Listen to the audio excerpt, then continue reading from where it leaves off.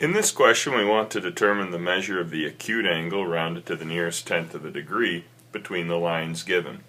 Well, we're in two-dimensional space, and because of that, and because the lines are not parallel, because the direction vectors are not scalar multiples of each other, we know that these lines are going to intersect in exactly one point.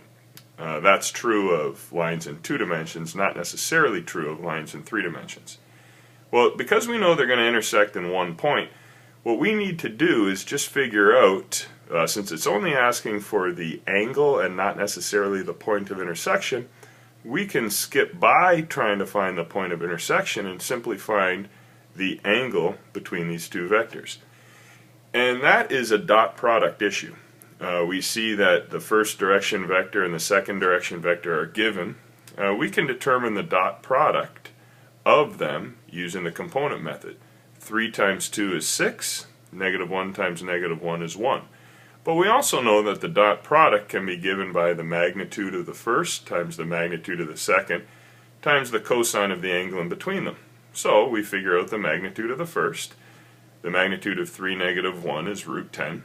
And the magnitude of the second, the magnitude of 2 -1 is root 5.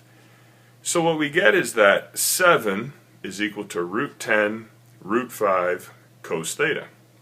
Well, dividing each side by root 10, root 5 gives us 7 over root 10, root 5 equals cos theta.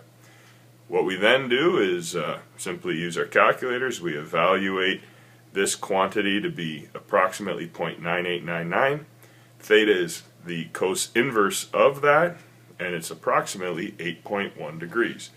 And we ask ourselves, is that the acute angle? In this case, it is acute, so that is the answer to the question we were asked.